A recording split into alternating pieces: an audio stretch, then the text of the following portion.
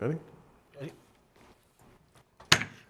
Good evening. I'd like to call this March 12th Murraysville Planning Commission meeting to order. Please rise for the Pledge of Allegiance. I pledge allegiance to the flag of the United States of America and to the republic for which it stands, one nation, under God, indivisible, with liberty and justice for all. Patty, can we have a roll call, please? Mr. Lemke? Here. Mrs. Hoy? Mr. Midal? Here. Mr. Patrick? Here. Mr. Olszewski? Here. Mr. Kearns? Here. Mr. Levecki? Here. All right, the first order of business up for us this evening is a public hearing on the conditional use CU-1-24 for Castiglione LLC for a major excavation and steep slope disturbance. The project's located on Westertown and Hilty Road. It's tax parcels 49-12-00-0-051 and 012 in the RR zoning district. Is there anyone here representing the applicant?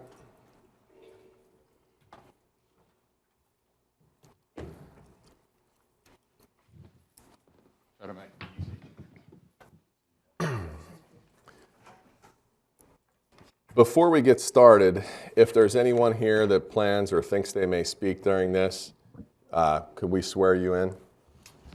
Everybody who's going to testify or may testify, please stand and raise your right hand. You swear to tell the truth, the whole truth, and nothing but the truth, so help you God. Thank you. Thank you. Thank you, and good evening. I'm Brian Metzler with T3 Global Strategies, and Bob Melnick, also with T3. We're here on behalf of Paul Fischone, who is the developer on this property. We are both professional engineers, and we've been working on this project, for a while now. We've spent a lot of time on due diligence. We looked at zoning options. We actually presented possibilities of rezoning to the commission in the past, and are here tonight with a plan that has been through 2 reviews with the municipalities for an RR by right residential development, which consists of... Could you please use the microphone? Yes, sorry. That makes it a lot louder. So I do have a PowerPoint if Jim could pull it up for us. Oh, okay, there we are. So that's just, the project, what it is, the conditional use number. But diving into it, just brief introduction. Our development is by right.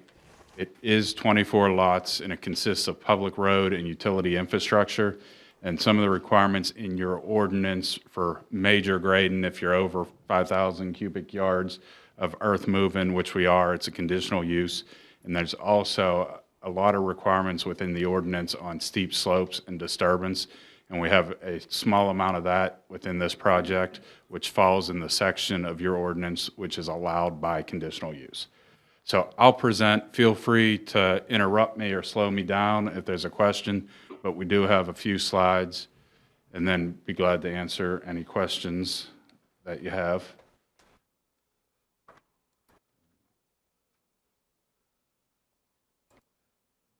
Is it just the arrow key, Jim?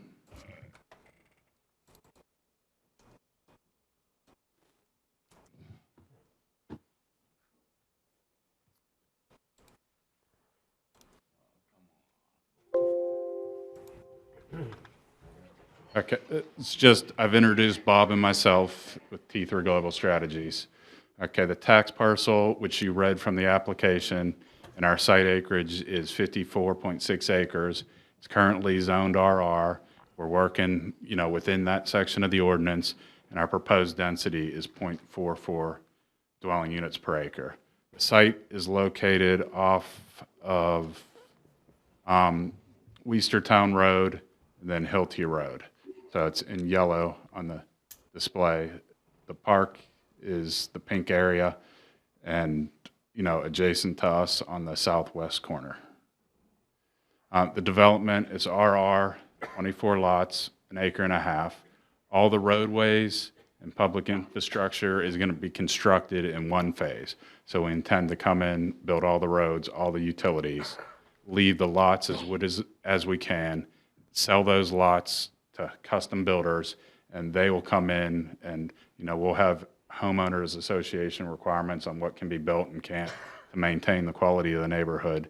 And then those lots will be, house and lot will designed to work with each other. For our permitting process, we have included the grading for all the roads and everything anticipated for the houses. And that is being permitted through the DEP and the Corps of Engineers. So what happens through that process is they look at all the buffer impacts, streams, wetlands, graded, stormwater, everything that we're proposing to do on the project and make sure it complies. So being that we're selling to custom builders, we don't know 100% exactly what home's going on the lot, but we have a good idea of size and where it's going to fit. So that will be revisited throughout the project as individual home builders come in. So the land that we're working with has a majority wooded and some open, kind of meadowy field areas that were cleared before that has brush on it. Our goal for the development is to keep that nature of the neighborhood and have homes that have wooded backdrops and maintain and preserve the natural resources as we can. The visions for the houses, like I said, are custom homes. We're anticipating lot prices around $285,000, and the lot with homes on them are going to be $1.5 million and beyond. So the reason we are here tonight is we have the conditional use request for major excavation. We're proposing about 48,000 cubic yards of grading. That will be dirt that is cut on site, moved on site. The majority of it is within the roadways, kind of the road right-of-ways. And then, a portion of that number is what's proposed on lots. So that's everything. The steep slope impact, there's approximately 1/3 of an acre, and I'll show you that specifically in slides of what we're asking for. The requested impacts are permissible under section 220-35G of the zoning code. This is just real quick, your definitions of what areas of steep slopes are defined as, and the features that you can do in it. And where we fall in would be paved roads, culverts, and then building structures down in F. So this map actually shows the site. So everything in green is not a steep slope. It's less than 25%. The areas where we get in orange is between 25 and 40, and then areas of red are 40%. Areas of red we totally avoided. The areas in blue are areas where you get steep, but it does not meet your definition as a steep slope. So it might get real steep for 6 feet, then it's flatter on the uphill and downstream sides. So per your ordinance, it's not a steep slope. The areas that we're looking at are the two in purple, which are steep slopes that we're impacting. So the reason we're requesting it is, we're putting the road in a location that works well with the site. It's been walked with the DEP. It avoids streams. It avoids as much buffer and a good location. So, we're pinching into those slopes, and I'll show you specifically what we're looking at. The first one, our roadway coming in would be right here. So we're slightly in cut, and we're leaving room to have, a front yard, a house. And I think we're pretty conservative. I mean, this could be a custom home with more grade made up in the basements, walls, and foundations to reduce it, but we're trying to show the worst case scenario.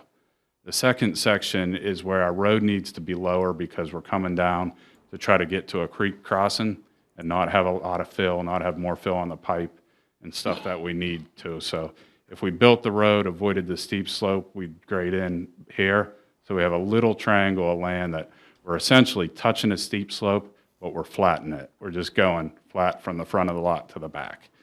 So it's, I think, a pretty, good reason and ideal condition to where we're just not leaving a steep slope. It's going to be actually go away as opposed to, filling it up and making a steeper slope. So those are the areas, and I think that's the main focus of the public hearing tonight. So I'd love to, answer any questions and, see your thoughts or.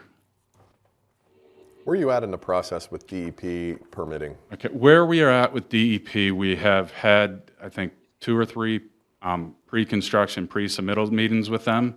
We met with them, they've reviewed the plan, desktop review with the agencies. We have taken their input from that. Basically, their biggest concerns are the amount of stormwater that's leaving the site, pre versus post, and that we're catching our impervious area and treating it, and that we're staying away from the creeks as much as possible and crossing streams and wetlands. So we are not impacting any wetlands. We have a culvert, 2 culvert crossings on streams, which they didn't see any issues with, and the buffer impacts. So from those meetings, the biggest thing was when we impact the buffer, we have to plant more trees, mitigate for it. And they actually liked our site. They liked the amount of trees we were preserving. We were going to plant more trees on our site, and they said, could you please look at off-site options, because it'll be better to maintain the trees you're holding and plant additional ones elsewhere instead of planting trees by trees. So we looked at that and we came up with an option. So where we are at is we have all the design calcs, all the applications and everything ready to submit. We're just waiting on the wetland consultant to finish his impact table, and will be submitted to both agents, actually all 3 agencies. I'm going to include the Conservation District, and have that submitted by Monday-ish.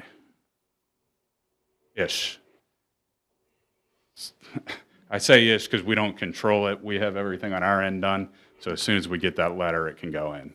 So if he And gets it to me The Friday. 3 agencies you're referring to,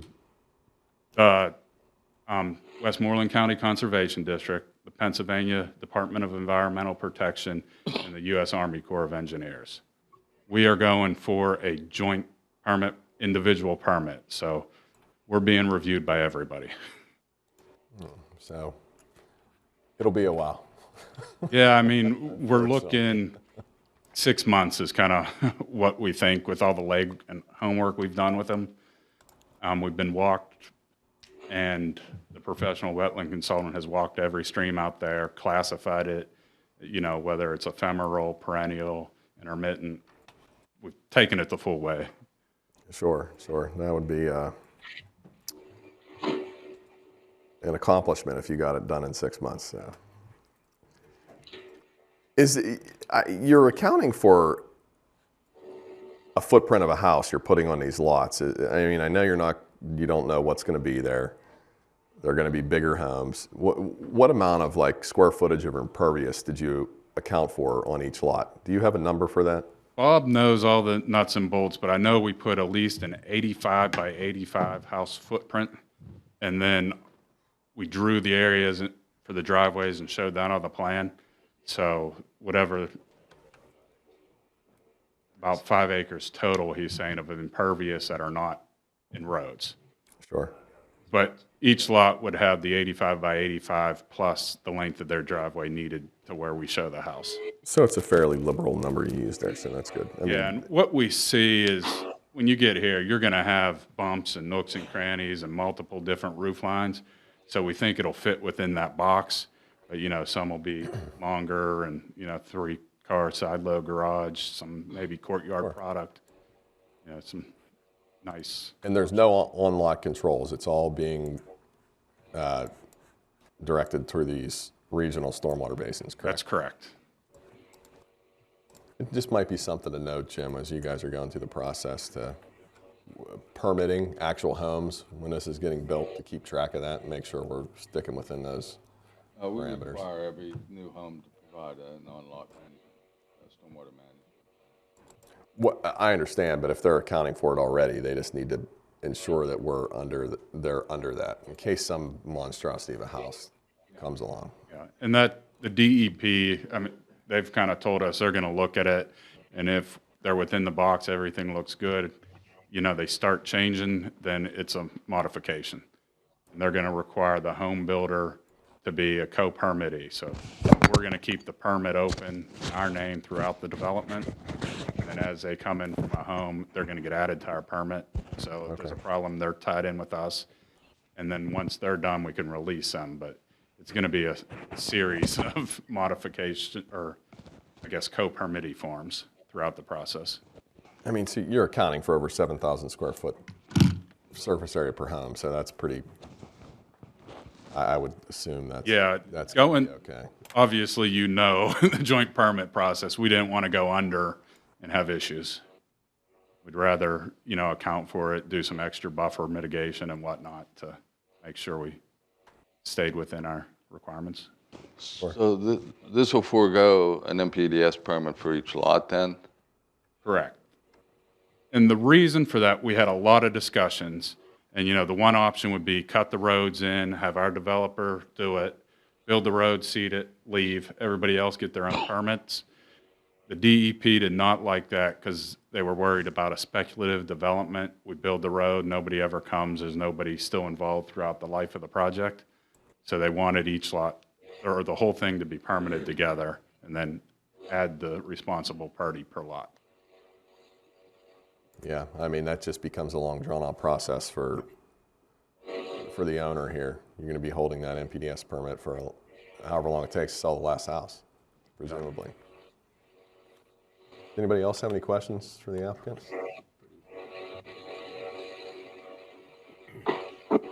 Is there anyone else here in the audience that would like to? May I have one more question? So as far as, we'll probably leave the conditional use hearing open. Given the length of the process that we're going to have to go through, are you prepared to come back with your development plans? Yeah, I believe we got a letter last, Tuesday? Yep. That basically we had everything on there addressed and cleared and clean, a couple or several things that we can't give you till we get permitted and through the process. I think there was a clarification on one storm pipe and maybe a clarification on language on an HOP permit. But I think, So you're prepared to proceed at this point? yeah, we're prepared to proceed. So obviously we look for your direction on how you want to take the process, but I agree, Jim. I think it's probably it's prudent to hold it open until you at least get through maybe a initial review, at least, I think, with DEP and the Corps.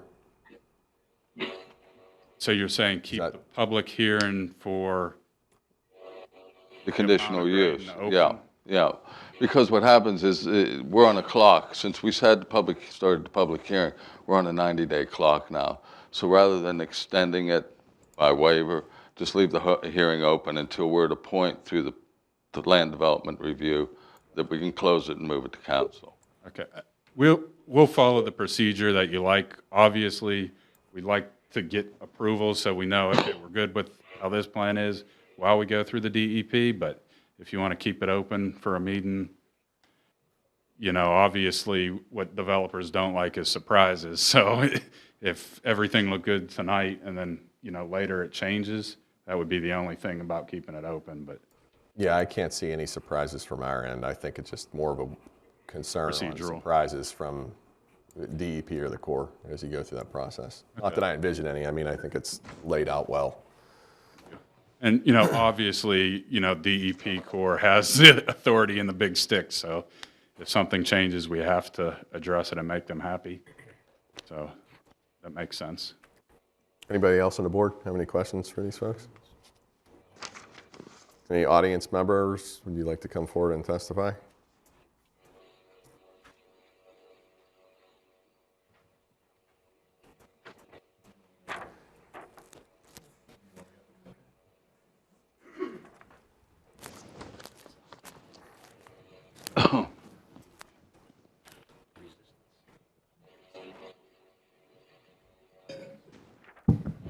Please state your name and address.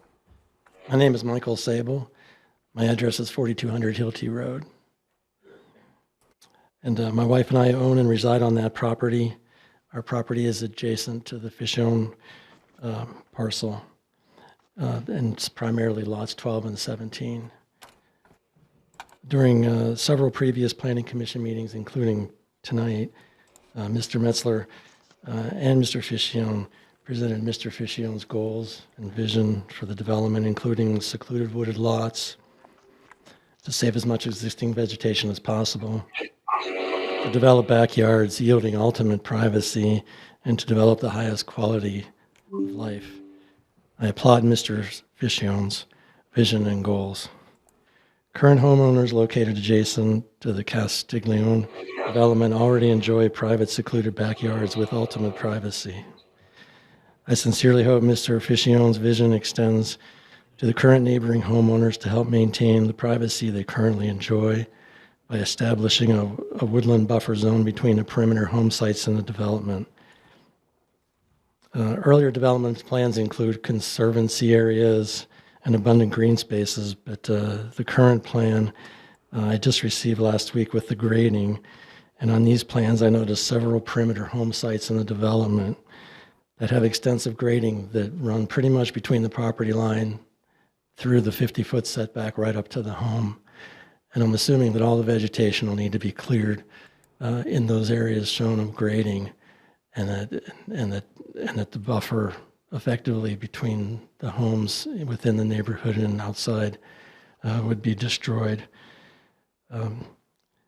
Mr. Metzler mentioned about revegetation. That's what I was going to propose and request. Is there a plan for restoration of those graded areas to restore that woodland buffer just to mitigate visual impact and noise between houses in development and the current residences there? That's all I have. Thank you. Thank you.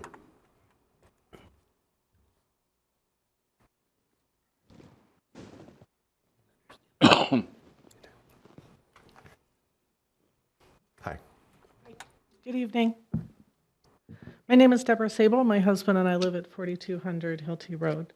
The Hilty area is, as you know, rural, wooded community, and those of us who invested in homes here did so because of the benefits of that environment. The beauty, the serenity, the wildlife were important to us.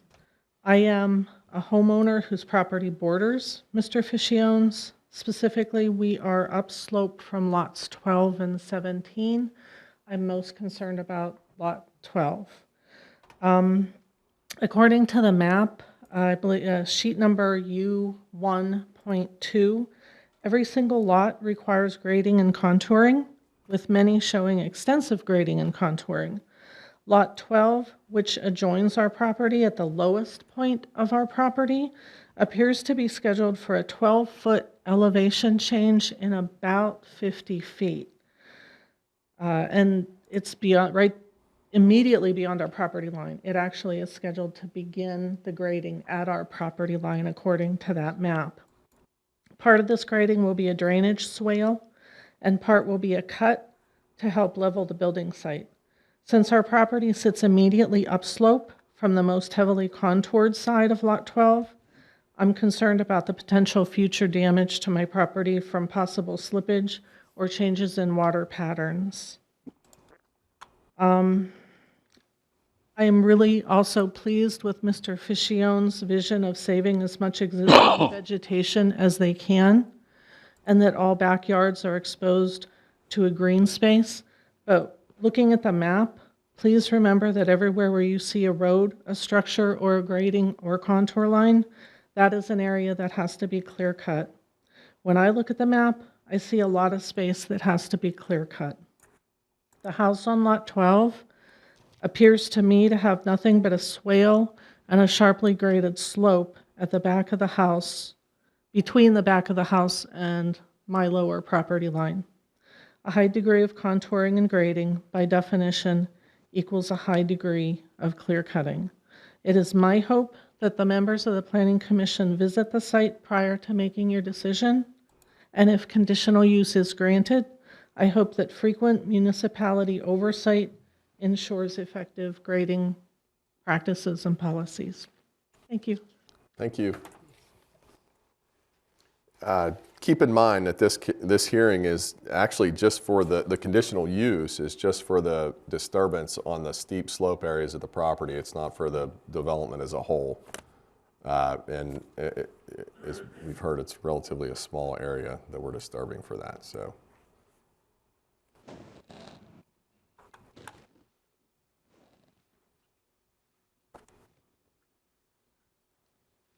Hi there. My name's Michael Tometsko. I live at 4250 Westertown Road. My property is Tometsko, ETSKO. You're welcome. My property sits directly across from this proposed development. I object to this conditional use. I feel it will adversely affect my property. I'm sort of downslope from all of this. I have well water. I have high quality well water right now. And, my concern there is that with all of this changing to the grading of this land, it's going to adversely affect my water table.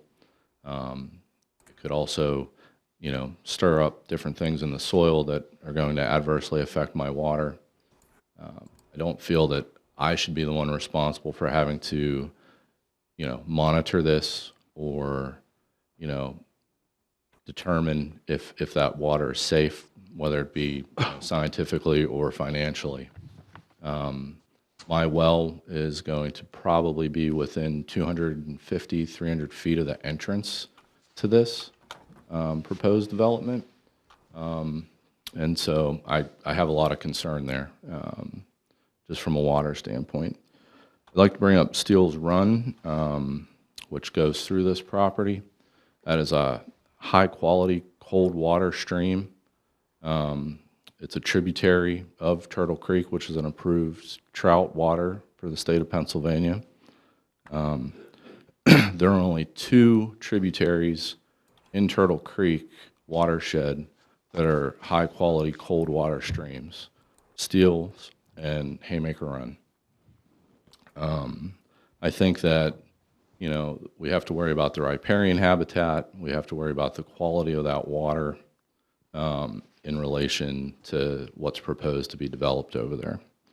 I've already contacted Trout Unlimited to get their input on this.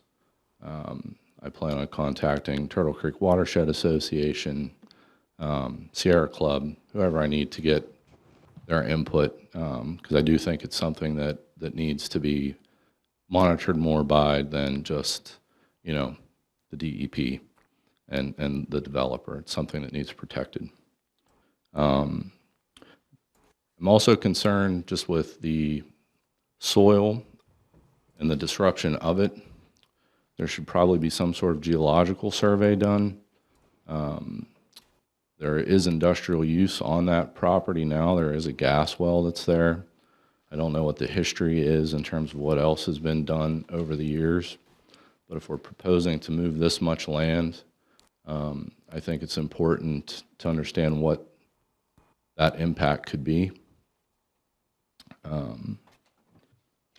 So those are my thoughts. I did want to bring up, I do object to where this entrance to this is being proposed. I just want to get this on the record.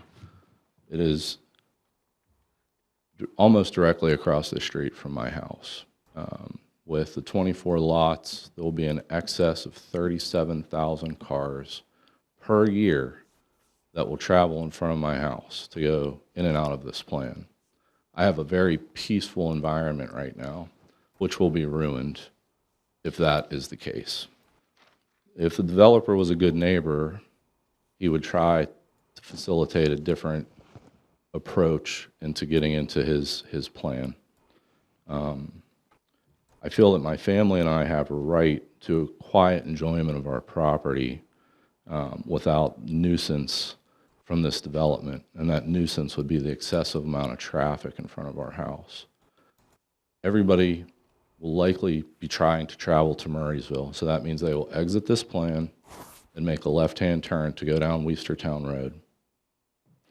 There's over 4/10 of a mile for access off of Westertown Road to get into this plan. There's also access off of Hilty Road.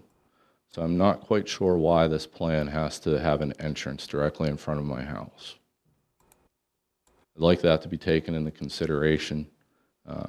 Lived there for over 15 years. And I think that would also adversely affect my property value. So I'd like that just to be on the record and taken into consideration. Thank you. Thank you.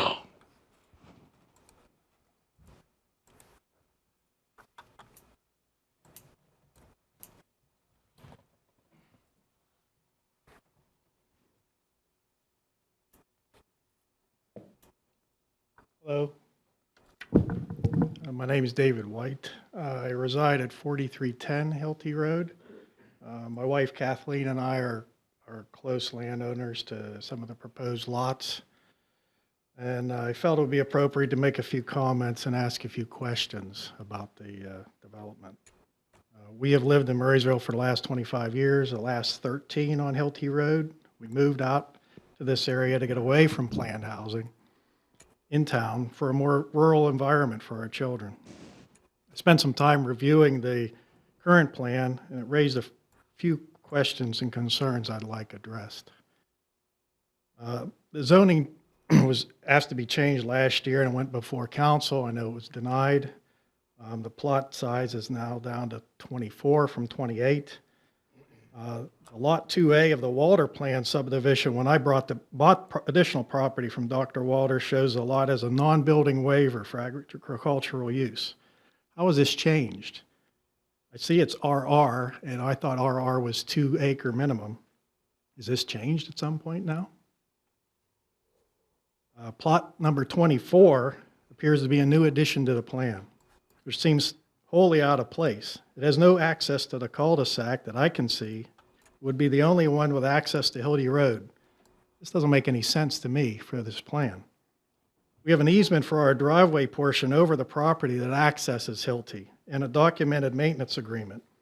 I see the easement is to be abolished and reestablished on the current driveway location.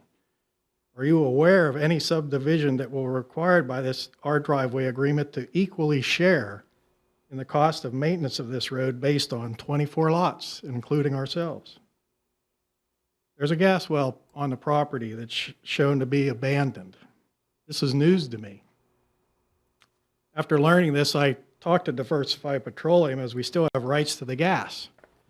Due to low production, the well has been put on a list of closure by the DEP, but there is no timetable for this closure, and the list is, quote, very long. Even if it would be shut in, the well site would still be visible and tagged. Is the developer aware of the gas line running from the well to our property? It doesn't appear so, as last summer an outfit was drilling core samples on top of the line. If they had hit that line, it could have been disastrous, as we've learned today about gas explosions. Who is responsible for the purging, capping, and sectioning of the line that is shown on the plan if this plot is built? As an aside, my gas meter has strangely gone missing from the well site. Diversified has no record of this equipment being removed. I'd like to know what happened. I have a well for water roughly 50 feet from one of the property lines. How will this the development ensure the quality and volume of this well that will not be affected by this disruption of the land and the streams? I believe accommodations for existing homeowners to any new water and sewage system should be made readily available so that we can all have some peace of mind if things go awry. Lastly, this area is beautiful and remote, which is why we chose to live here in the first place. I think if you ask any of these property owners, they would agree. Let's let it remain so with this new plan. Thank you for your time. I have a question for you, sir. Is your home served by gas from the gas well that's on this property? It was. It was, but it is not currently. I chose to abandon because of the reduced output. I was actually forced to because of the output, but we still have access and have an agreement for that gas. Okay. Thank you. Mm-hmm.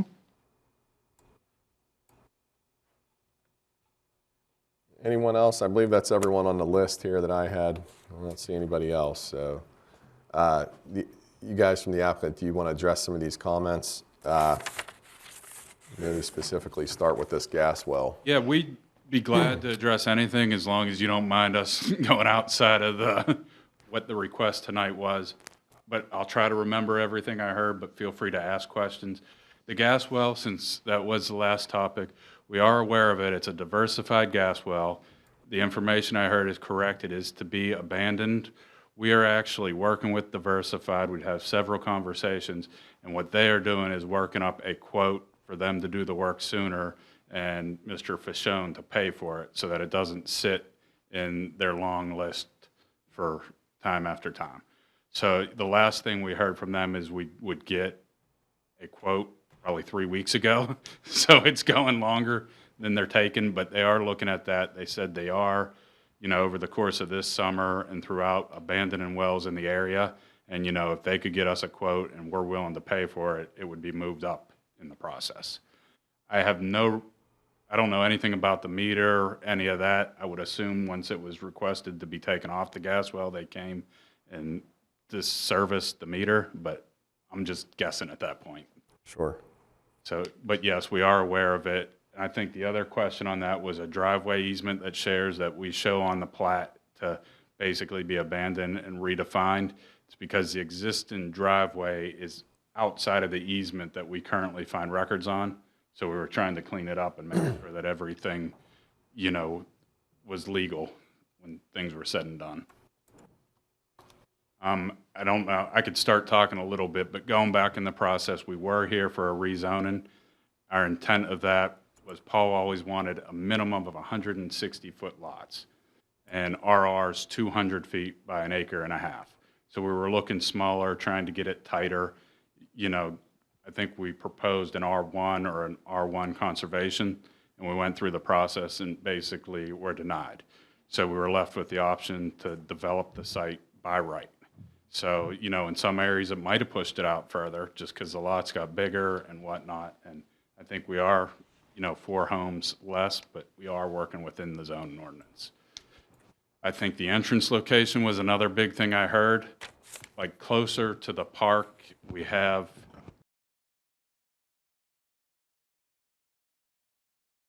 it's an impact at the state level and core level if we touched them. So that pushed our drive up the hill. And then in that point, we needed a location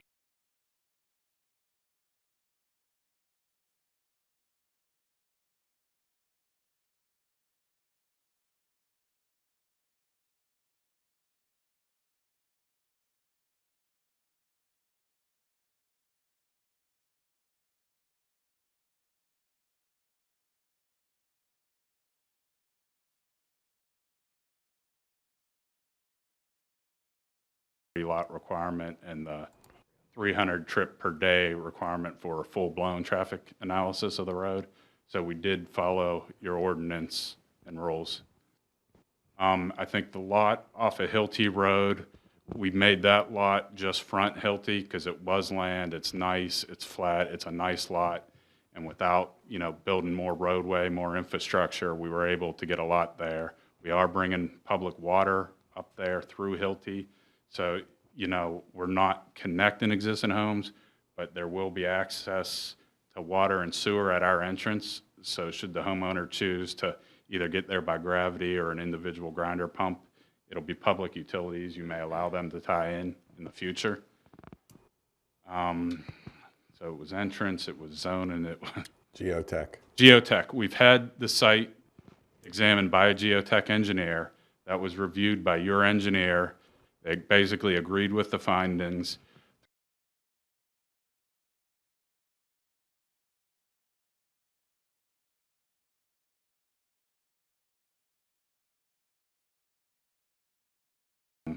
Throughout the project. So that's in the report. It's a requirement. They will be involved throughout the process. Okay. If I miss somebody, it's not intentional.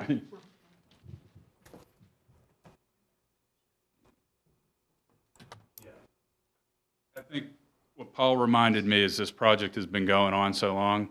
We've actually had the stream and wetland delineation done by twice. We did it, we walked it with the Corps, we laid roads out and stuff based on that information.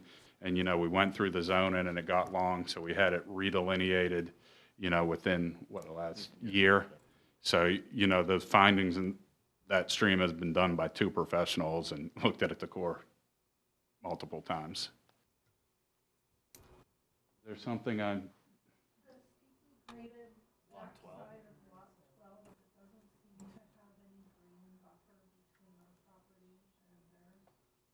Yeah, can you open my slide presentation? Yeah.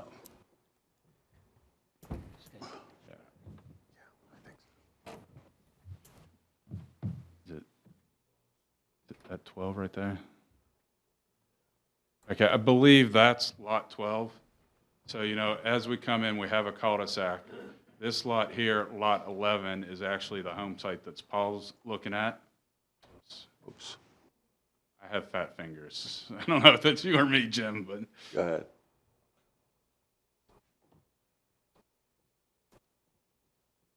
I can't get back.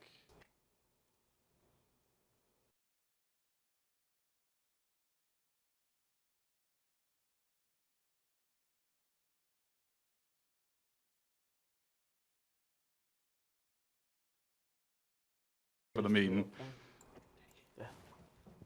But I think on that lot drains from the rear to the front. So let me get the microphone and talk to you. You can pull that out of there if you'd like, just to make sure. Yeah, make sure you guys are speaking into the microphone so we can get it on the tape. Yeah, so this lot here, what we're doing is snaking a driveway up the hill and putting the home kind of within the slope.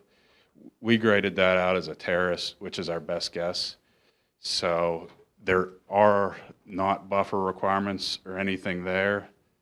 I mean, at the end of the day, lot 12 will be sold to a home builder. So I don't know, we've never had discussions on revegetating or not. We were led to believe that there would be. Ma'am, if you're going to speak, you're going to have to speak into the microphone. I was under the impression that there would be green zones. There was a slide during one of the meetings that said there would be green zones behind in the backyard of every home, but this one doesn't seem to have one, and it's the one that backs up to our property. So I think I just wanted that to be noted and hopefully maybe changed for the future. I mean, I think we'll definitely look at it. I'm struggling because not knowing the home that's going to be on that site, you know, could vary greatly. We showed an aggressive grading plan where we did, you know, put the house on there basically on a flat foundation and then benched it out. So, I mean, rules, we're meeting everything. I don't know, you know, that there's a lot in that area that we could do other than, you know, revegetate if it is a slope condition. I wouldn't mind putting requirements on that lot, like, you know, this last slope should be vegetated, whatever, so that we could help control what the home builder does there. That would be part of the land development review. Yeah. Yeah, that would we could come put up that on the land development, the plat, whatnot. I heard, thank you for the presentation. I heard two concerns over existing well water. Can you speak to that at all, or? I'm not a groundwater engineer. I mean, I don't know that we're doing anything. We had our geotechs look at it, and, you know, that's something they pull the maps and see what's around. Like, we're not doing massively deep cuts or anything. We're not, you know, they're upstream of us. So, you know, we're not pulling well water out. We're not injecting well water into the ground. Like, I don't anticipate that we're having any impact on the groundwater table. But Do you think you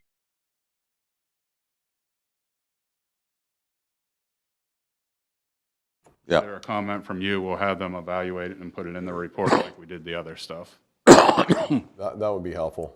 Possibly, maybe even interviewing Mr. Temetsko as part of that to Okay. determine what their well depth is, so you have some basis for that. Yeah, any information, sure. If that's help available. them do their study. I know they drilled the site, they've looked at it, so I don't know that they went anywhere even near down to get to a groundwater table. I don't remember encountering groundwater in any of our cores. Well, I would suspect that, but I think that'll help in taking a look at those elevations too. Sure. Any other questions from anyone on the board? Pretty well done. Thank you. Yeah, thank you for the presentation. It's been a process. We enjoy coming here, and obviously Paul wants to live here, so we want to work through the process with you. All right, thank you. Well, Jim, I don't think we need a motion or anything. We're No.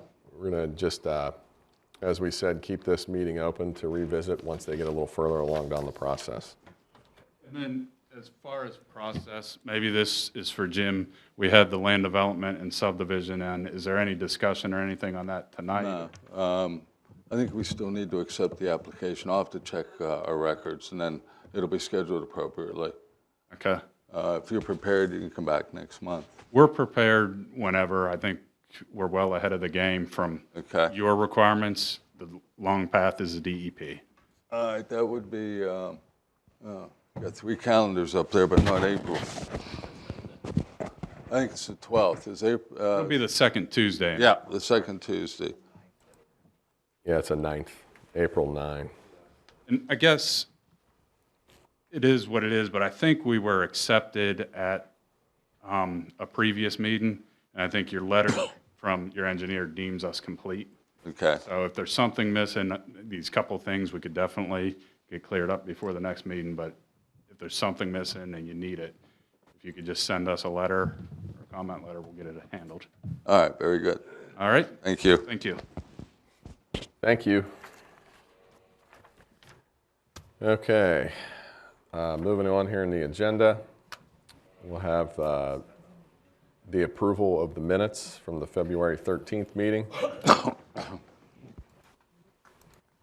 Everyone had a chance to read over those, and would someone like to make a recommendation?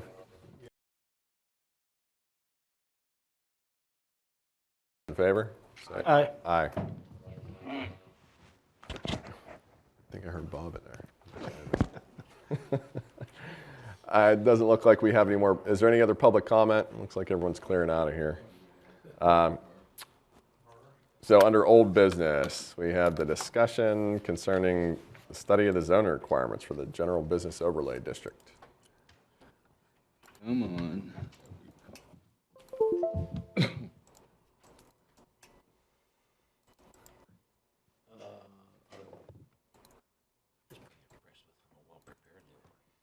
I think they did a pretty good job, yeah, with what they can. They're just- It looks like the site development, based upon the briefing, is everything's been okayed as well. Yeah, Surprised they didn't come in for that at the same time. I guess think they Jim didn't let 'em. submit the application. Everybody that came here was that woman. Yeah. now they're gonna be, it's gonna take a while. DEP. DEP. All right, you guys ready to talk more zoning? Enlighten us, please. Oh, AJ, it's an Acrobat file? It's a PDF. Now it works. Put it all PDF. All right, we're, Off the whole time. Sent as an email attachment, wasn't correct. Oh. Yeah, let me try this. Go to that other folder. First one is, did that? Yes, how did this yeah, get what that guy was saying? I could never understand what he said. He was asking about that shared, he was Let me try this. talking about that shared driveway, and he was losing me. I didn't know what he was talking about. I think he was trying to say that it was a shared development or driveway just between him and the property owner, and now that there's 24 lots, he should only have to pay 1/25 of the maintenance. And meanwhile, they're not using it. Right. Okay. Hey, that opened. There's nothing here. Yeah, I'll let you know how you know. Thank you. You gonna let me open it? so that's the thing that's in the Dropbox, so I'll just refer to that in the Dropbox. The definitions. But it's not opening in the Oh, Dropbox. that, oh, It's not opening. Okay, what do we got going on here? sorry. Yeah.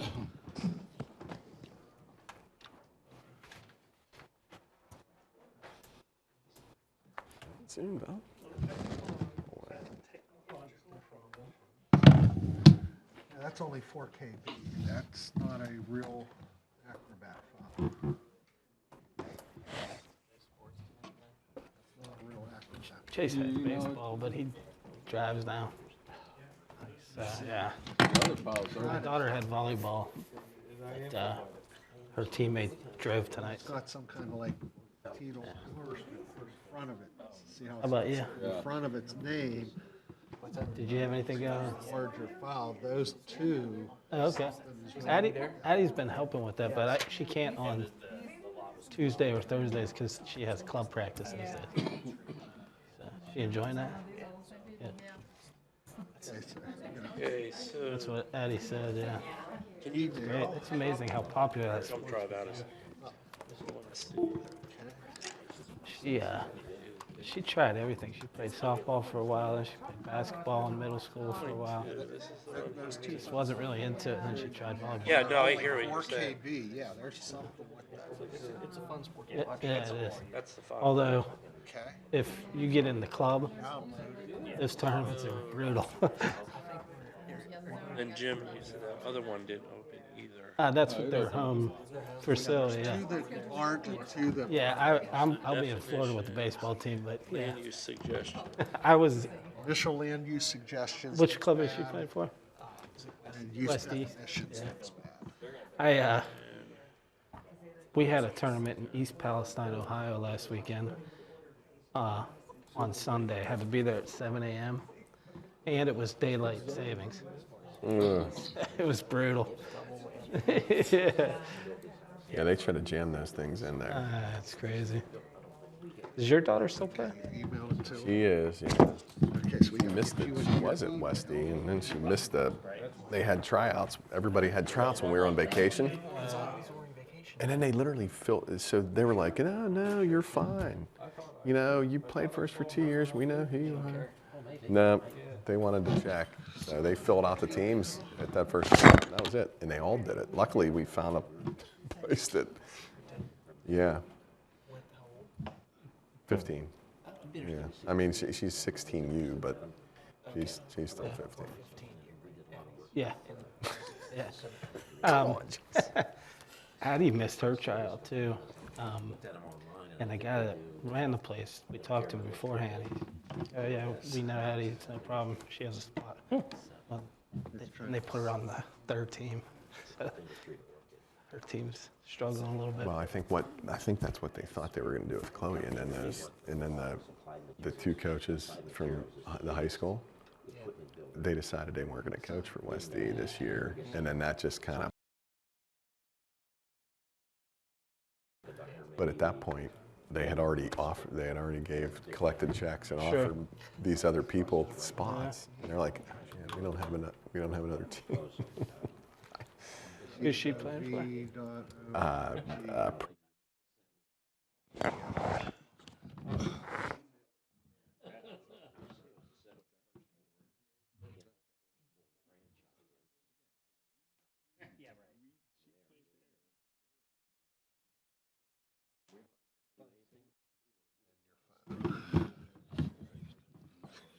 Multi-factor authentication. Can't get away from it anymore. It follows you everywhere. You can't get away from them.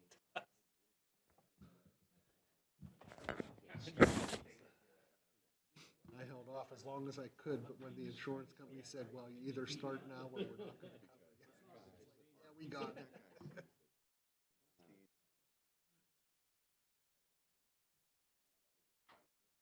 That's your normal login. This is asking for Microsoft Office. So you need to municipality. That's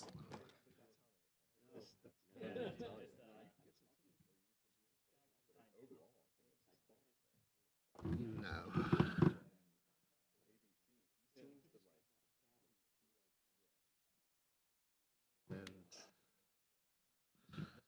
Okay, click on your look over here. Oh, that's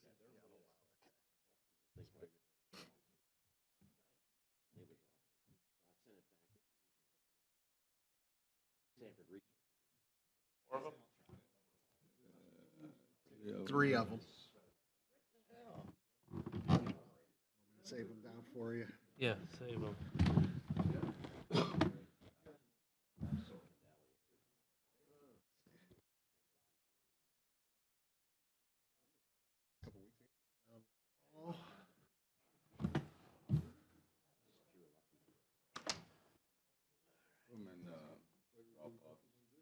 Okay.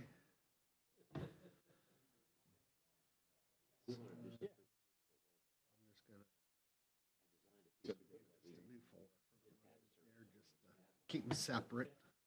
Oh, one's a Word document, that's why I didn't see it. There are 4. There you go, should work off of those ones. Jim, if you open the Word document, there's a web map link there. Just launch it.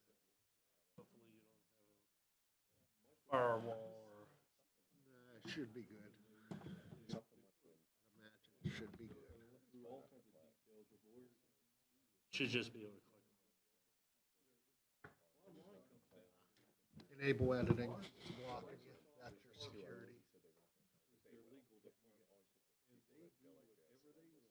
Good thing I was here tonight. Yeah. Now if you click on it, it.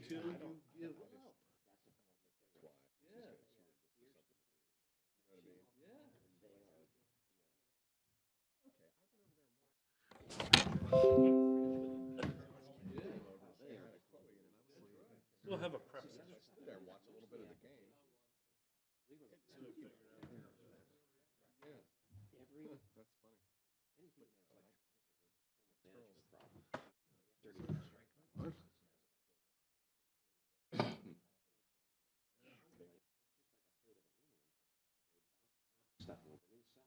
Perfect, okay. And then go ahead, open up the definition one. 'Cause I'll use the map, the definition, and then that one. That's good. And if you go to the other file.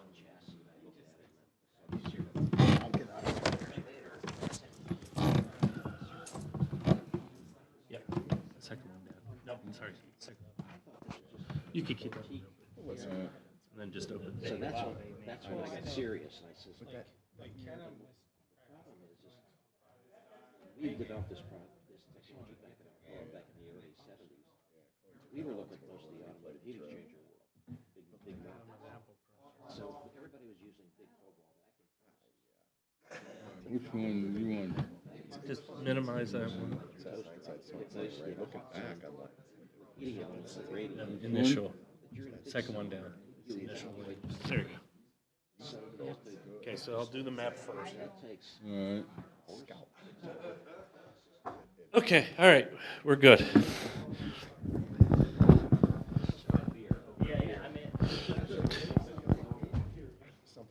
What we're going to try to do tonight is go through a series of little discussions related to the general business overlay. This is building on, I'm AJ again, if you don't remember from the last time we were together.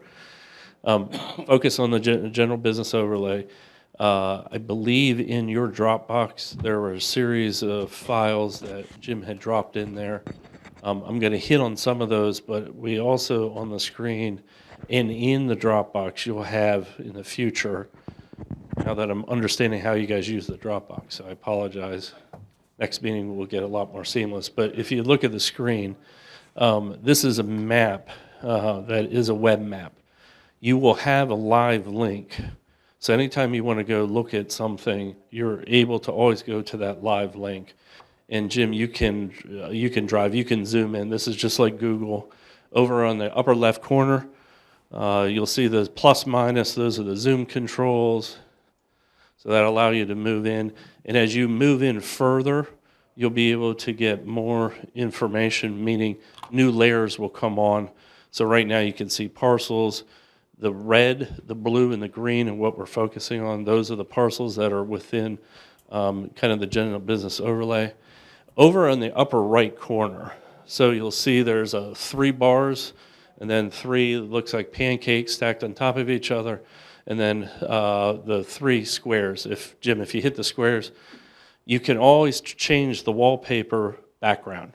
So this will allow you to turn on aerial imagery, and if you want to click aerial imagery, yep, and then X out of that one.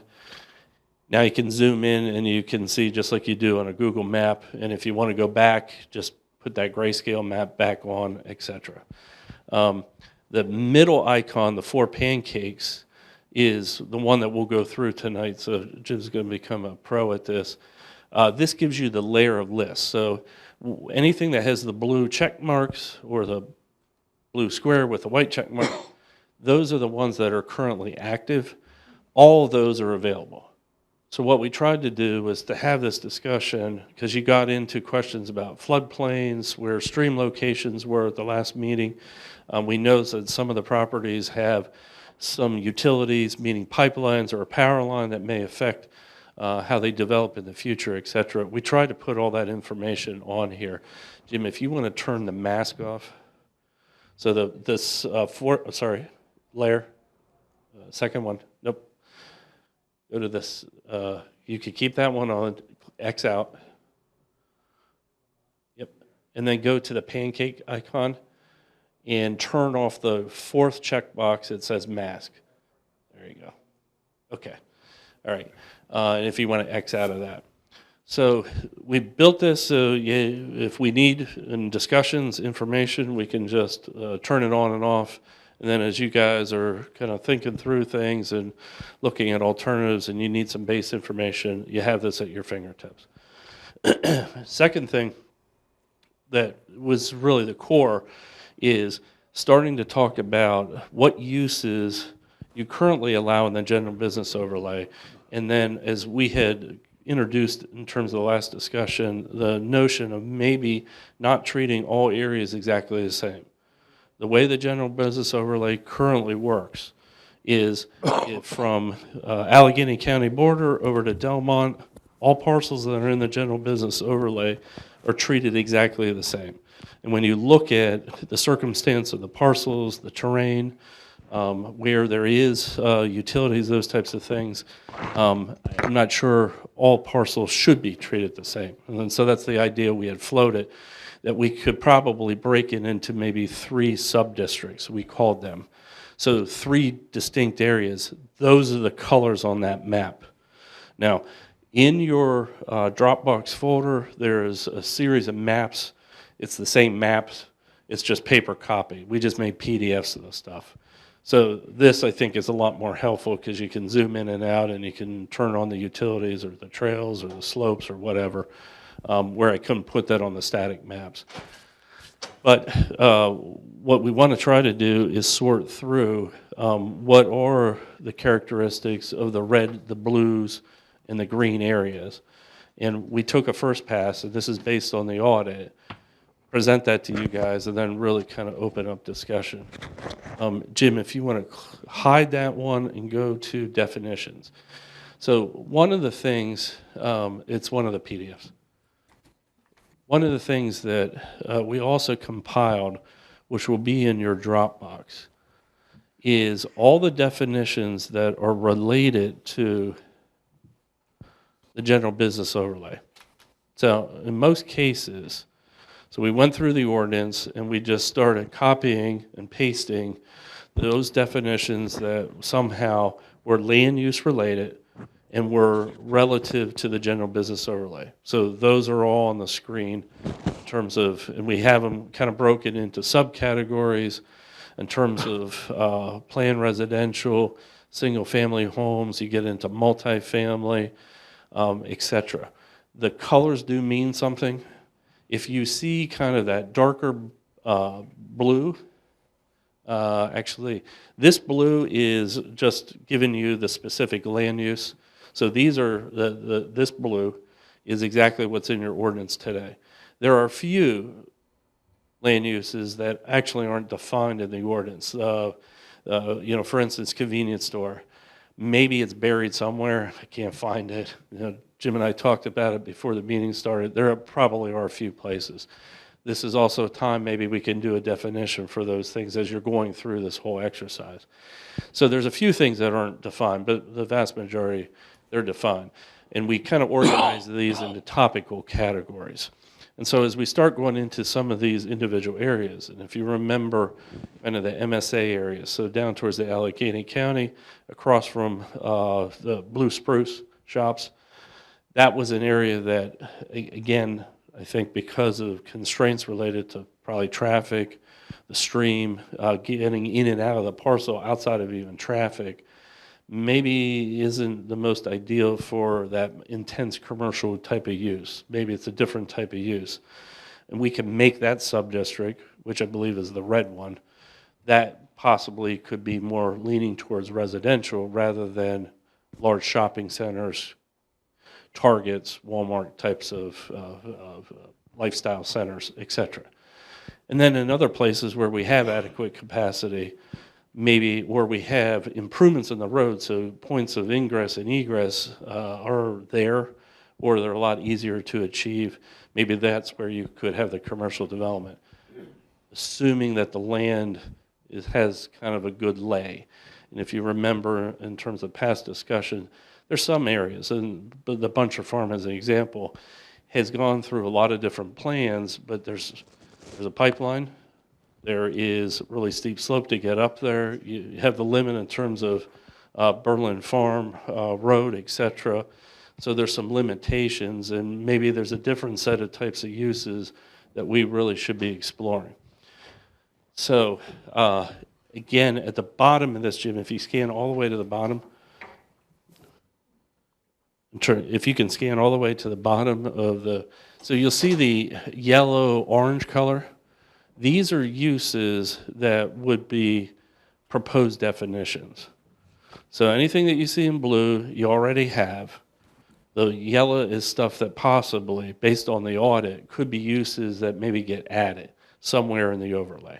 So what we wanted to do is start giving you, these aren't final by any stretch of the imagination, but at least when we're talking about something, you have something to refer to conceptually to kind of be on the same page with me and me be on the same page with you guys. Okay, and then the last thing that we're going to go through is if you do the file that was in the Dropbox last week, the one that has the front page on it.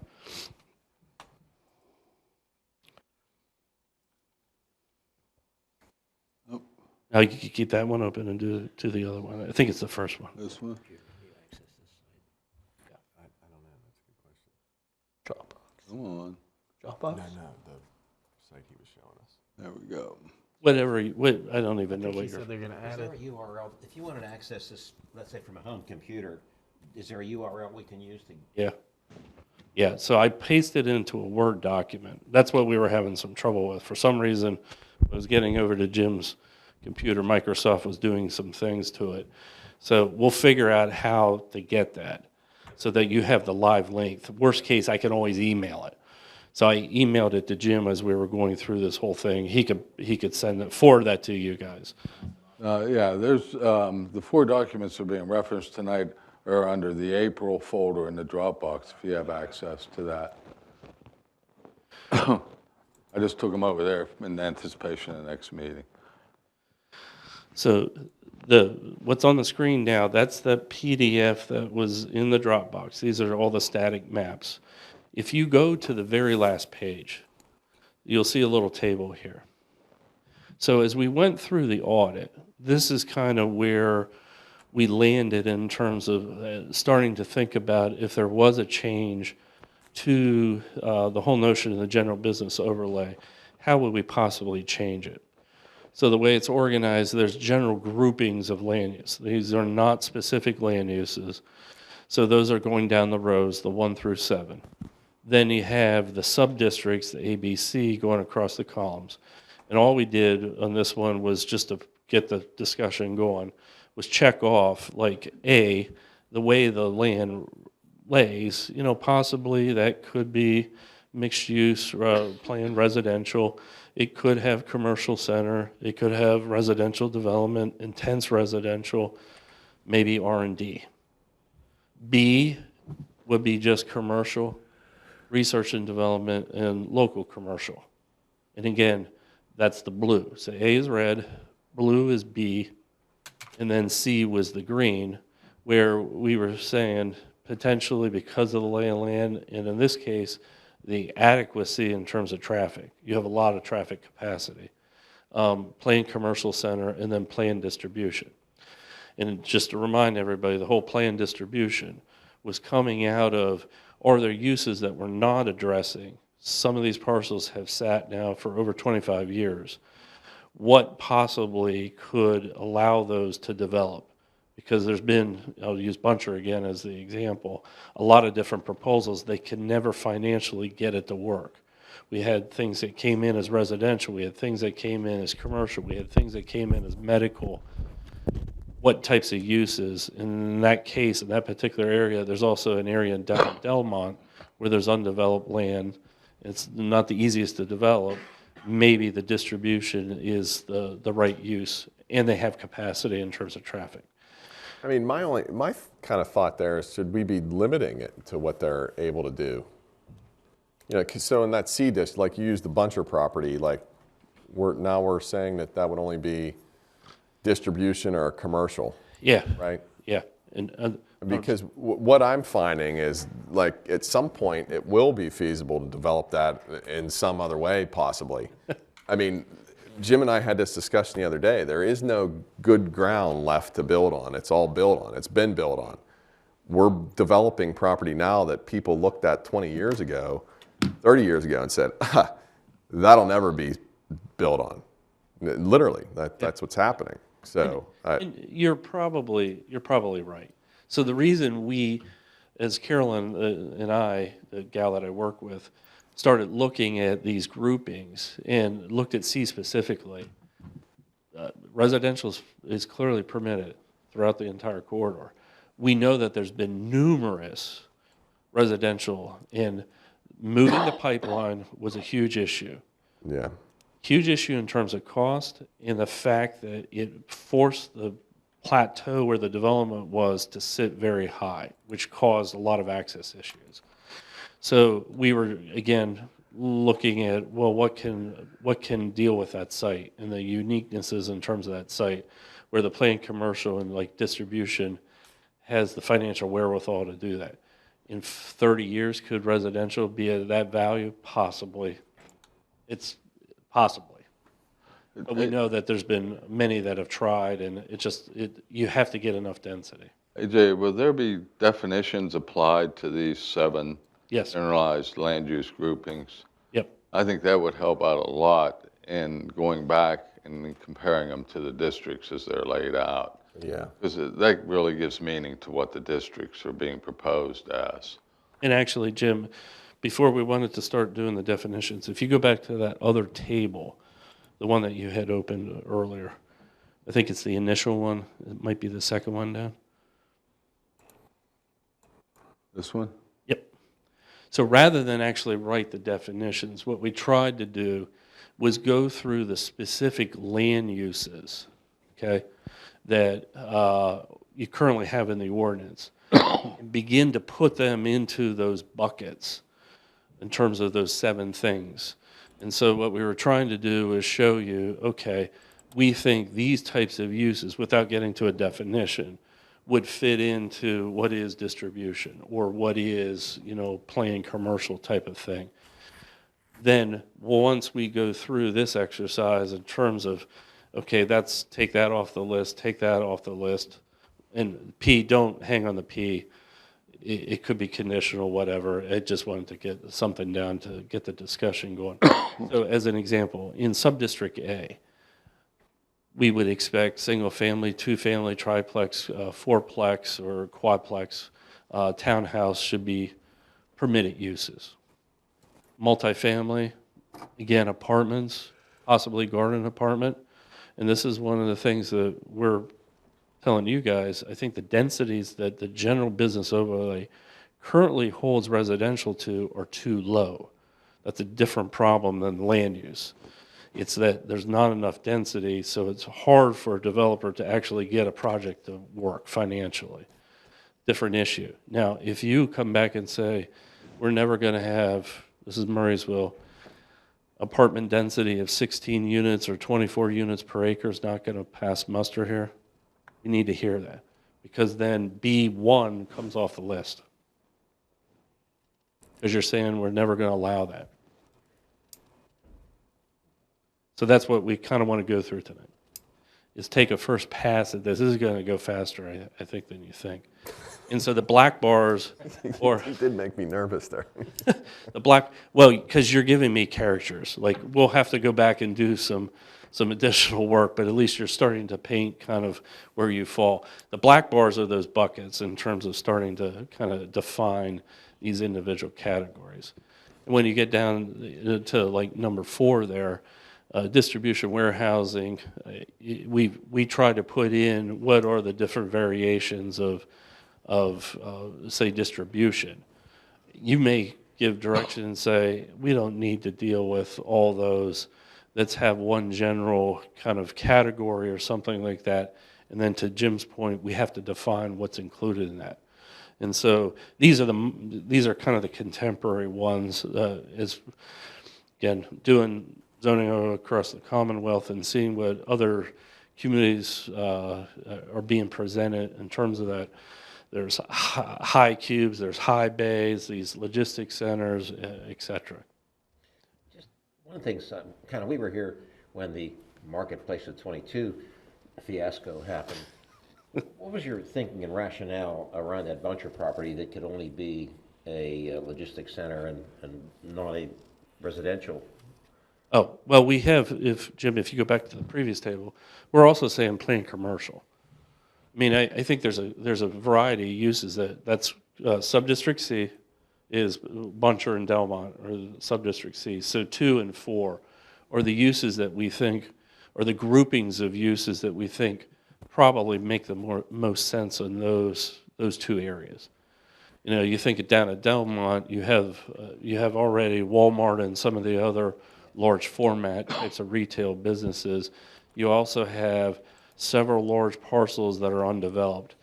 They're not necessarily easy to get to. And some of them, there's a power line that comes through one of those. There's some encumbrances on those properties. Probably not the most suitable for residential. That's how we arrived at that. Just as a kind of back to the past, why did that property not work as a mixed-use planned residential development? For Buncher? Yeah. Specifically? Well, I think there's, 2 or 3 plans that were that way. So my remembrance of all the plans, the residential was always organized at the top of the hill, so on the export side. The commercial stuff was pulled down towards Rick's and towards 22. And what they were doing was having to plateau the lower elevation, push all that dirt to the top of the hill. Then there was access issues. So they had to build an awful lot of road. There was so much earth moving, they didn't get that many units. So the residential, again, low density on top of that, they just never got enough units to ever make it work. Make economic sense. Correct.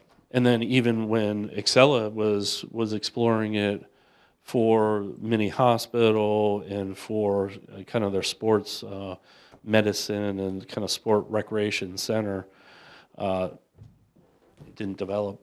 So I'm assuming financially at the end of the day they couldn't get that to work either. And that's an unfortunate one because provisions were provided on 22 for the traffic. It has the capacity, and I should have said that. That's the other thing about 2 and 4.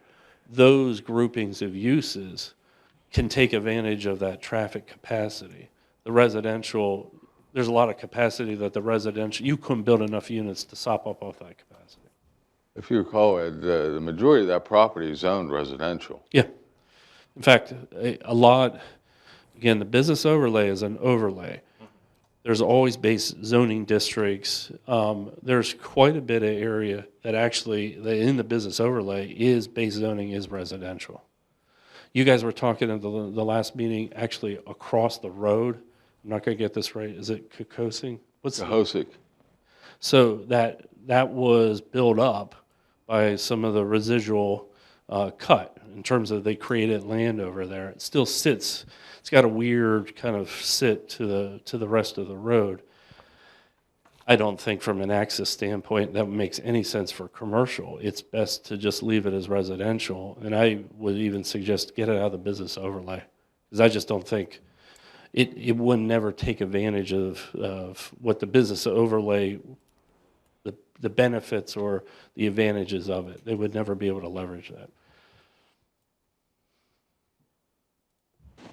So going forward, AJ, the assignment is for the group to begin to look at these this data that's been presented, and to begin to develop opinions on it. I think it would really help if we had some general definitions of Yeah, what those are. I'll put. In addition to those other ones that you had, like what's the difference between a high cube parcel and a high cube fulfillment? What are those? That's in the definition file that I gave you. Oh, okay, good. There's definitions for all those In that other in that file. All right, good. We tried to give you all those. We We just didn't want to go so far as to define that group of 7 on the other little table. If you go into Dropbox, can you get to the April folder? The April. Yeah, the only thing that's in the April folder is those drawings and that table on the last page. This, what's up on the screen now, Yeah. we don't have. All right, that's.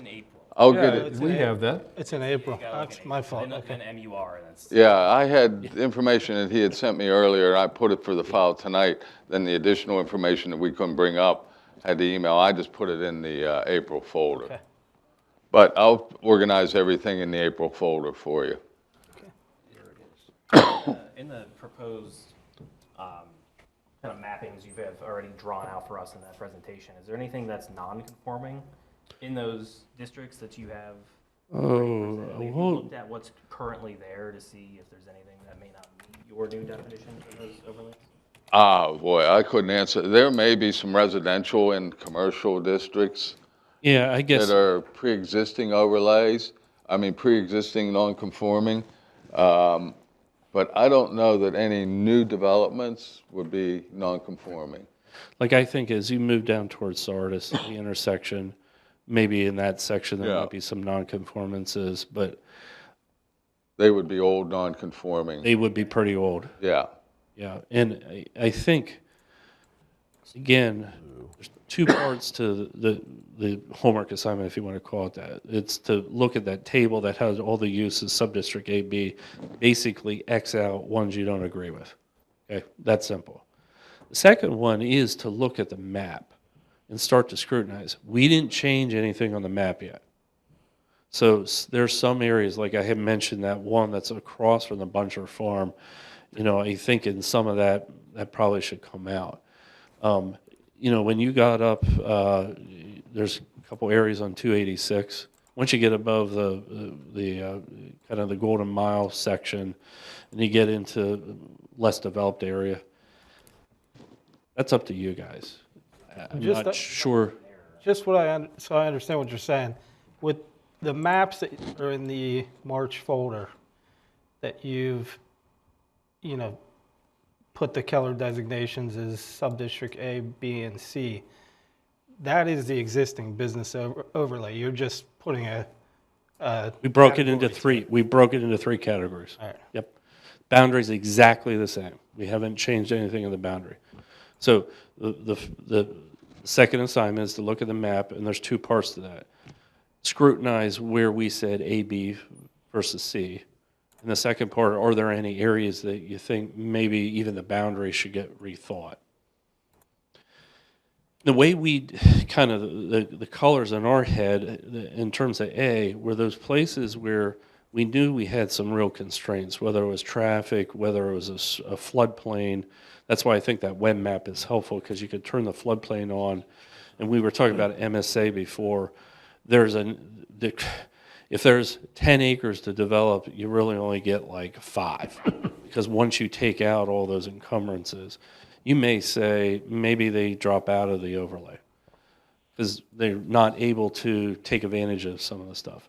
Whereas as you continue down 22, where the Dunkin' Donuts is, all those parcels are real small now. Yeah, it's not all flood. They behave completely different. The types of uses that could go there are completely different than would be MSA or Buncher or Delmont.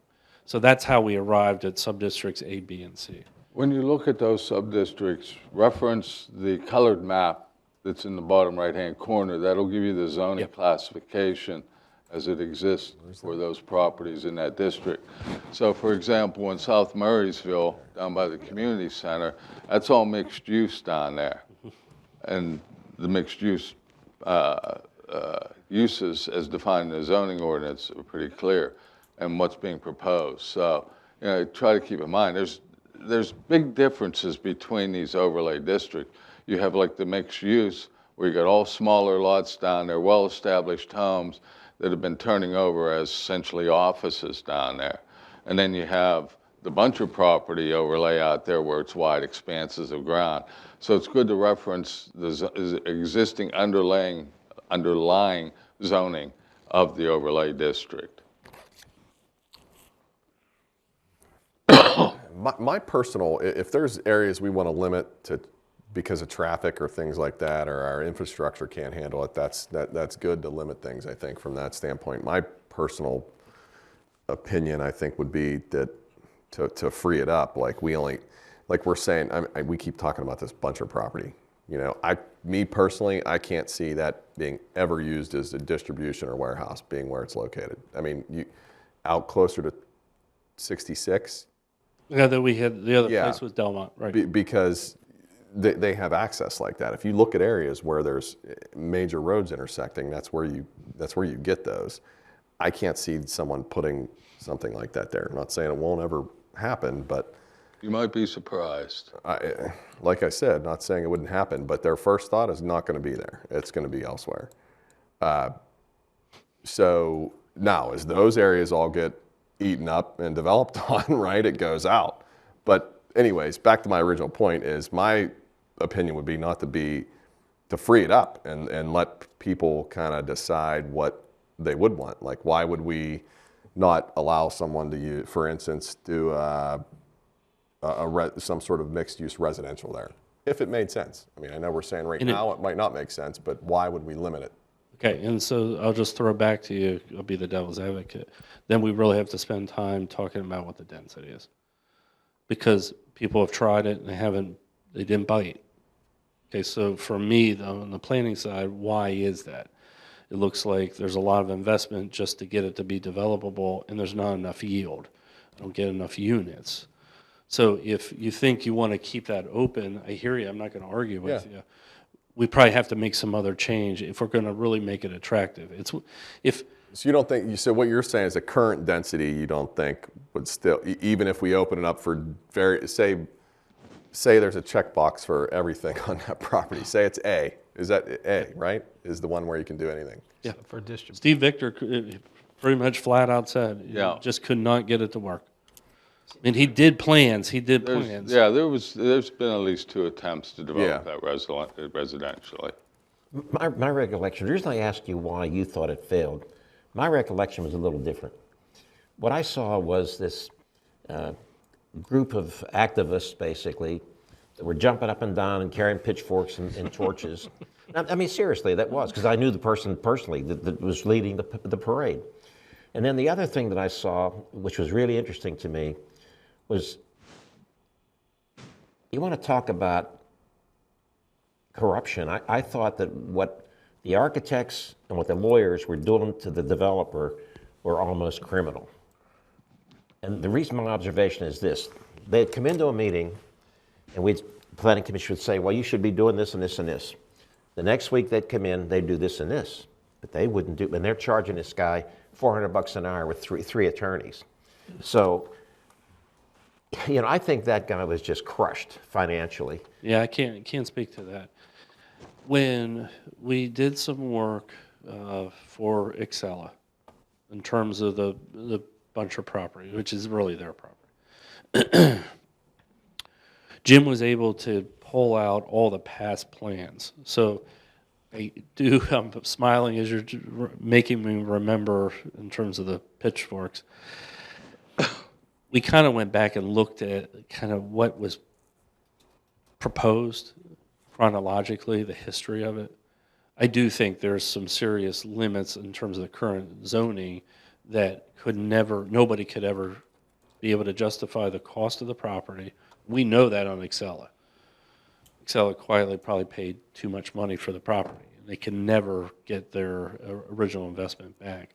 But then once we started to see what the cost estimates were, they have to relocate that gas pipeline. It's not even a huge one. It's not like a Equitrans, interstate line. there was a huge investment just to build the road. So there may be a lot of truth to there were people against it, and they were going to make sure that it died a quick death. But I also think it's swimming uphill. And the fact that there's been 3 or 4 different plans, and they all have kind of gone to the wayside, and they all came in different forms and fashions. So people have tried a lot of different ideas. You would have thought that if something would be working even partially, you would keep seeing somebody try another mousetrap in that genre, and we haven't. So I think more to Chris's point, is it in the municipality's interest to see that land become a tax-paying, tax-generating parcel? When this all came up with council, I think they're saying, yeah. Because after 25 years, remember, the whole point, the purpose of the business overlay was to get you ready from a zoning standpoint. Once the 22 improvements were done, it was a Pandora's box, just the lid coming off, right? Yeah, everybody wanted to get organized, and the overlay was the best thing to do. But for some reason, some of these parcels have just sat for so long. And so that's where I think council is saying maybe we need to take a step back and re-examine, do we recalibrate what the business overlay is? And that's what our charge was on the first phase, first step. But your observation was, you said that there were zoning issues that were pretty much preventing this property from being really developed in any fashion. And density is one of those on the residential side. And unfortunately, like on the commercial, Chris's question, you know, in terms of like the buncher in the planned commercial, you're just not seeing, your ordinance is so heavy on that planned commercial. It was almost geared expecting that malls and things like that would develop because of the economy, because of what was happening in terms of real estate and everything that has happened, you know, in terms of retail changing. I'm not sure you really see those uses much. Or you're going to see some large commercial developments, yeah. But when a property owner is checking one site versus another, they're doing the math, and if I have to invest $20 million just to get it developable, they're going to site B. Yeah, spinning off of what Ed raised, do we have that 10-year plan, Jim? I remember that. Yes, the comprehensive plan. Yeah. Yes, we do. How long ago was that? 10 years ago? It was almost 10, yeah. We have money budgeted to begin the process. Yeah, okay. Because that's high level of where Murrysville wants to take us, right? Well, a couple observations. I wasn't here when the overlay district was developed, but I would hazard a guess that overlay district was developed to accommodate the buncher property, and the other parcels were an add-in. And in hindsight at this point, we're probably thankful that buncher property didn't get developed as it was proposed, because we would probably be dealing with another Century 3 mall there. So I guess serendipitously we were saved. But isn't that, I guess, being in C, we're saying can be a planned commercial center. So how does that change a developer from coming in and building mall? It doesn't. It doesn't. It doesn't. I mean, but we added, so I the guess- distribution we added. See, your business overlay had nothing. And when we're looking at what are the predominant land uses for locations like that, I don't want to argue with you, but I would debate you on that one. Those sites, we're seeing them all over the place in terms of some sort of distribution. It doesn't have to be necessarily high Q, but because it is so close to 66 and you have the demographics that typically tap into the distribution, meaning you buy lots of stuff at REI and online, and you need that kind of stuff. I guess what I don't understand is, you know, the buncher property may have challenges from an equitable standpoint. Economics might be too expensive to develop, but it's in an area where it can handle the traffic and all that. And we're restricting it to 2 sub-districts, basically. And then we talk about the MSA property, which we know is very limited because of the traffic issue. And we're saying they're pretty much allowed to have everything there. Like, I mean, I know they have to meet the ordinance and they're gonna have to get traffic studies and all that, but it seems like we're opening a district or an area that's more limited to more things than we are to an area that doesn't have the same restriction. Can you go to? This is all the reasons why this is being presented as it is, to get this kind of feedback at this point in time. Which one do you want? Initial table, just to go to his land uses. So I guess where I was going was pretty much, I think, what Chris was suggesting, This one? the way I understood it, was what can we, the municipality, do No, the one you just had up. to encourage this development? You know, how can we remove the obstacles? If we understand the obstacles, how can we remove the obstacles so that this development can happen? So I'm going to come back to you because I feel like I need to kind of answer. So when you're looking at Subdistrict A, right? So we do think it leans towards single family. You got to look at the map because there's those other globs of Subdistrict A. We arbitrarily made a decision that it seemed like the way the land characteristics, what Mother Nature has in the corridor, fell into 3 buckets.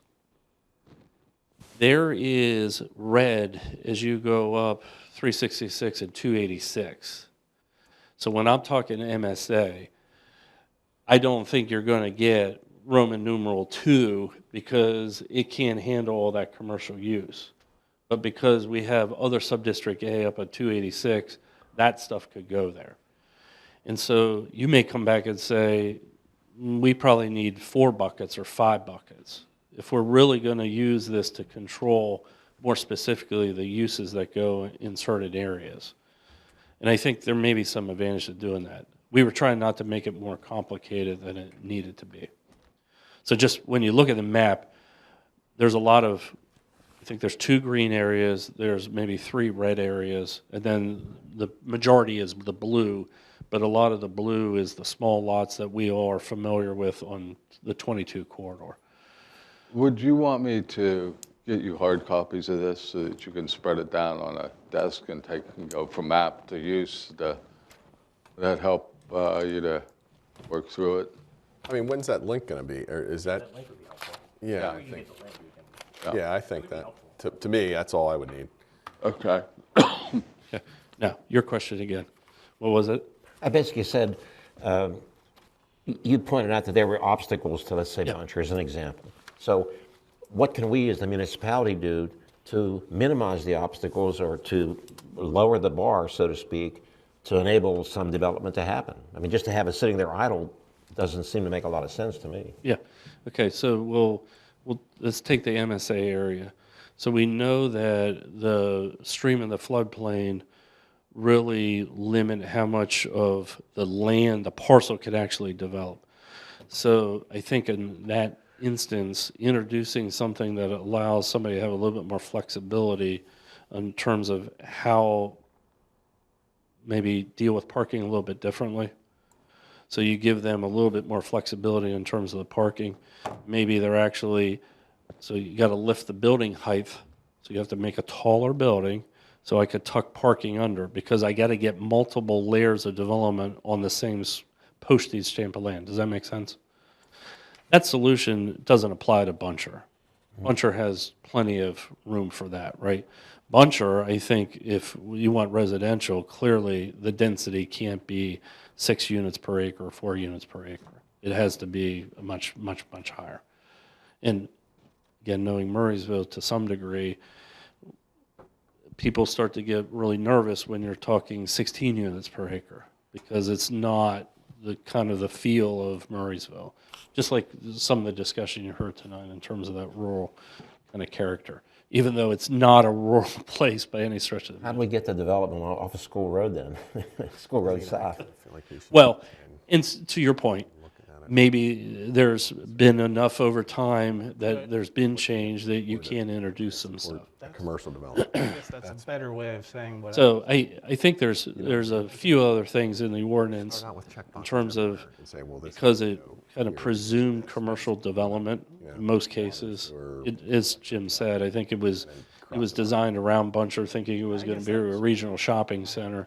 So there's things in there that are really limited in terms of open space requirements and stuff like that. Like if I'm going to build a residential development, I want to have some community so that there's a reason to live there. And those should get baked in. Anything could go in there if it was What kept economically it feasible. from being a go with the medical thing? Because I would have thought that would have been pretty straightforward. It wouldn't have, I don't think you'd have to have a huge. Well, I think Excella was key. We originally approached Excella because Respironics was looking for space. And so the natural location was the Buncher property. We approached Excella with that concept, never could get Respironics fully committed to it.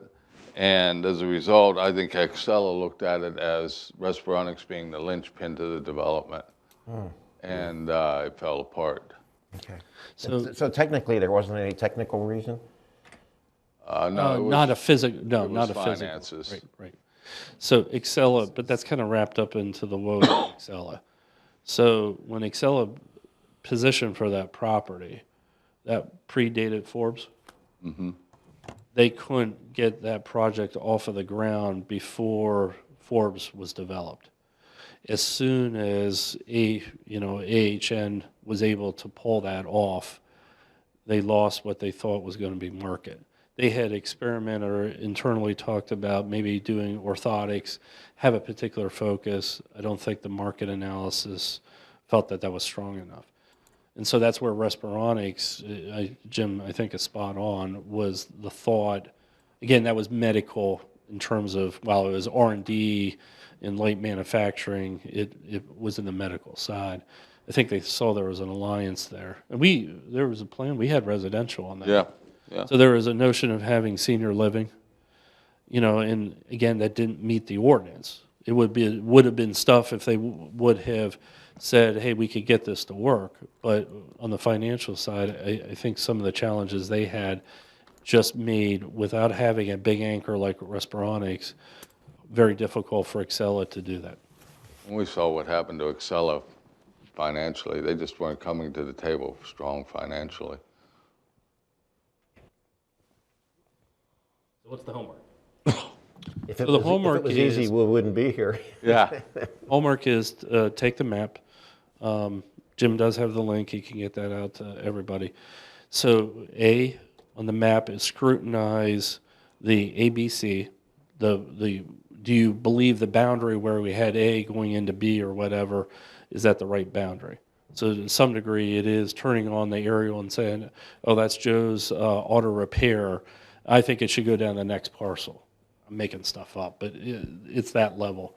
The second part of the map is then scrutinize whether some areas should just get pulled out of the general business overlay.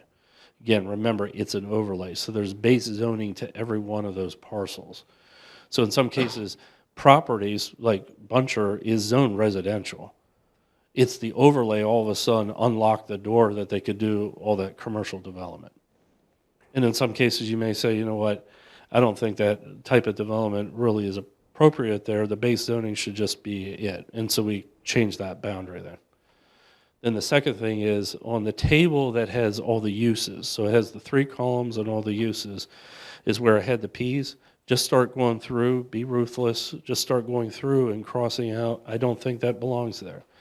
And your observation, okay, just bear in mind that there's other globs of red. So you may come back and say, those uses I think are fine over here, but I would not have them be over there.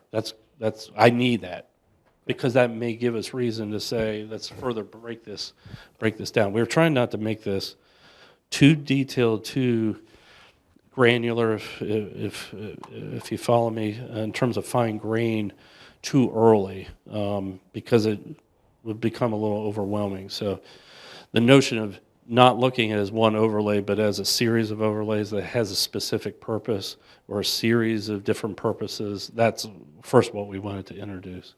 I mean, we're mainly, this is basically B zoning underlying this. Yeah. I mean, so.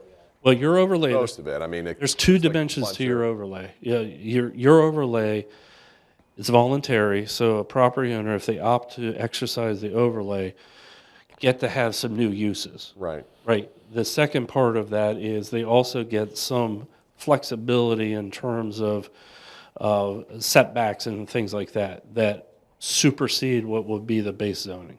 No, understood. I'm just saying that the underlying zoning for the majority of this, what we have is shown right now in the underlay is B. I mean, the buncher and some area, you got some R2. Yes. So, I mean, my thought is if we're going to open this up, my brain goes to where do we, instead of trying to pick out what areas we want certain things in, let's pick out what area, say, okay, here's all the potential uses we can put in this overlay. Let's pick out areas where we, and have check boxes everywhere, okay, in all the districts, and then say, okay, where does the infrastructure, where do we not want it for You're working whatever backwards. reasons? Yes, and then what areas does the infrastructure not support, say, a distribution center? And then look at it that way. To me, it becomes